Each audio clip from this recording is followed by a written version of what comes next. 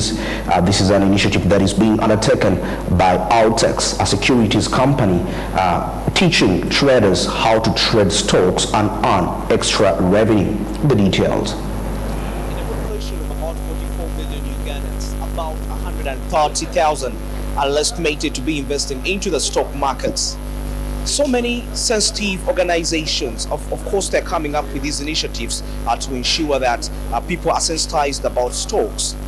Recently, Altex launched Zabu as a platform where people can actually purchase stocks. And of course, majority of the people have been coming through to buy these stocks. But unfortunately, not so many Ugandans have been sensitized about this very option of buying stocks. And today, Altex is sensitizing the traders, in particular today, this time around, the shoe traders, to invest into stocks, but through the circles. And of course, they have met with the circle leaders to ensure that this initiative is executed efficiently. As you might recall, we introduced an access system on USSD a few months ago. So now we have both MTN and Airtel connected. So we are. This is part of the process of sensitization and building the market. So we are speaking to groups like these to make them familiar with the securities investment, and later we shall speak to them about access to the market, because none of them is in this business. So there's a lot of interest. They are curious. They want to know how government pays. So we're giving the assurance that we receive the interest, and government will pay without fail. So I think all these assurances, we might need to get the voice of the deputy governor or somebody like that in some of these events, just to give that assurance that. But we're quite pleased so far. I think the biggest question is, how will government pay? That's the biggest question that I find, and I find that that's an easy question to answer if we can involve the right person from government to come and do this job. The interaction, we happen to also get in touch with the people, with the different people in these circles, the traders in particular, and they were telling us what exactly they have learned into this teaching regarding selling and buying of stocks.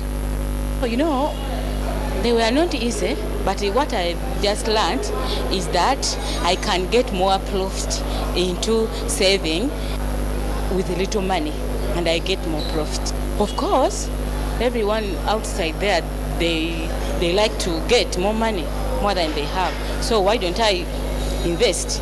I will, and I'll get more time to learn more, because it needs more time to learn. Learned a lot, like by saving kind of. I see that at least when you save, at least you can gain in. So I've learned that even a single coin can at least maintain to a higher level. And I've also come to realize that us, even the lower people, can at least gain something from this thing. So I've enjoyed the thing. Stocks is one of the ways you can actually earn a side income. Majority, as you can see how the economy is, it's very important for you to have multiple sources of income. But also remember that you are saving for your future, not just the daily consumption. That's what makes stocks very important, a part of our everyday life. Andrew Barigi, Smart 20.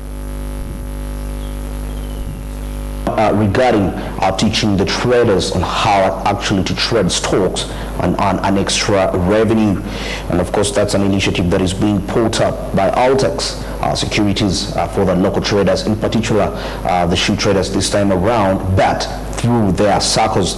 Now let's cross over to the role of cybersecurity in digital marketing. According to the report, the first step in any digital marketing strategy is to protect your website. And a website that is not protected or improperly configured might be a simple target for hackers. A crucial component of maintaining a digital market is protection from cyber threats. A website that is not properly configured and maintained may easily be compromised by the cyber criminals. Let's have the details of this report.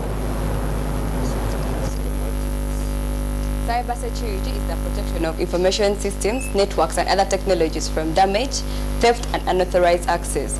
Some of the cyber crimes we have website snooping, IoT hacking, ransomware, malware, and very many others. In the digital space, very many activities are carried out. For example, digital marketing. Digital marketing is affected by these cyber crimes. As a business expert out there, one should know that cybersecurity must be a first thing to have in your businesses to have a good protection. Today we share with some experts who tell us more about cybersecurity. The potential of a data leak must be considered by everyone who works online. For a marketer that works online, this is especially true. Digital marketing must prioritize cybersecurity. An entire website is frequently under the scrutiny of a digital marketer. Therefore, if they are not vigilant enough to see an online danger, the website may financially collapse. If your website is hacked or compromised in any way, users won't be able to access all or parts of the website. It may result in financial losses, damage to your reputation, and regulatory fines. In an interview with Innocent Kawoya, CEO of High People, he emphasized more of the digital space, especially for digital marketing purposes, should be keen about is making sure they walk through a stage of assessing every kind of information they find on the internet. In order to ensure that we grow the trust and confidence of every kind of user, as the providers of services like e-commerce services and organizations that are providing digital services should all invest in creating awareness for everyone to appreciate and understand the approaches for making sure that the cyberspace we are introducing the users to is safe and secure for every kind of user.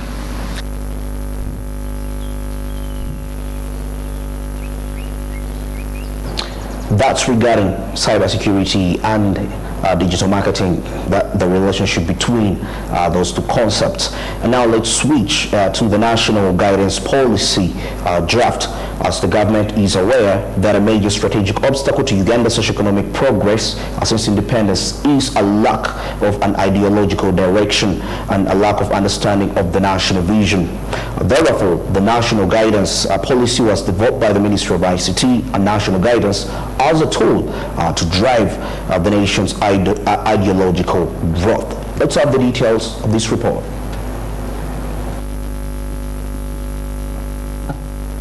As government works to turn the nation into a modern state, efforts have been made to raise public consciousness about the desire to achieve socio-economic reforms as defined in the Vision 2040. The National Guidance Policy is therefore a tool to lead the ideological development of the nation by directing and educating the populace on the fundamental national strategic areas, mindsets, and a transformative propagation of the national interests, Pan-Africanism, and a rally towards a shared future, according to the data from the Ministry of ICT.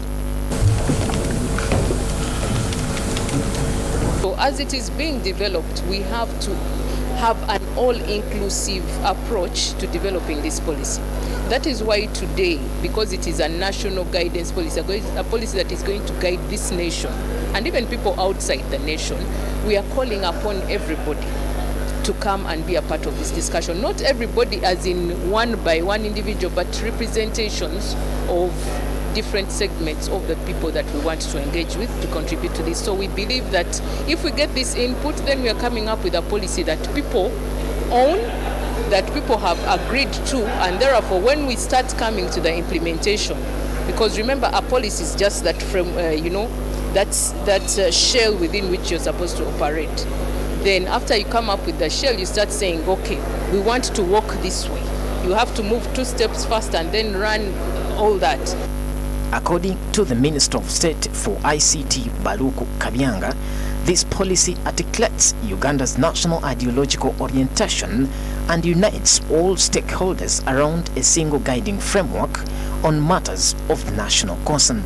This is an attempt to ensure that future generations are built on the principles of patriotism, national pride, and the common good.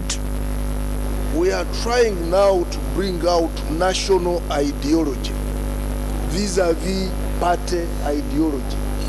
Because some of you don't want to go to Changwanzi. You think when you go there, we are going to indoctrinate you to love NRM.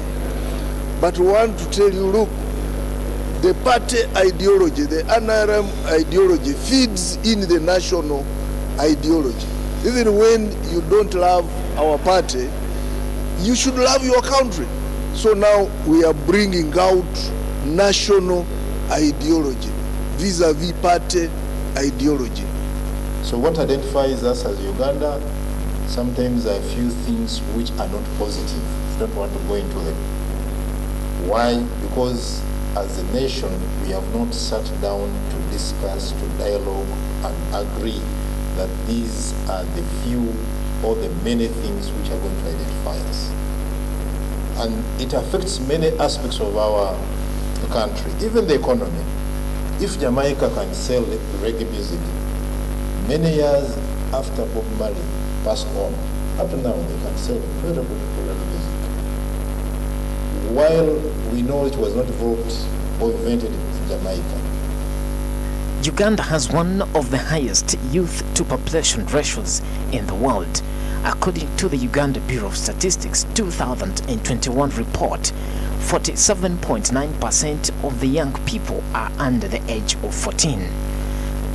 These young people need assistance in their profession choices, life skills and ideological preferences because they rely on a variety of sources for knowledge, both inside and outside of the classroom. Petson Mumbere, Smart 24 TV, Business.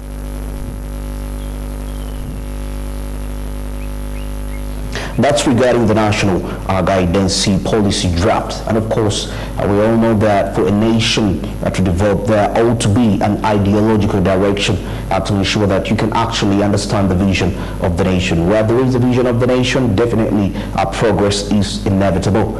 And that's it for the news recap. Let's get into a short commercial break. Stick around, we'll return. Good morning.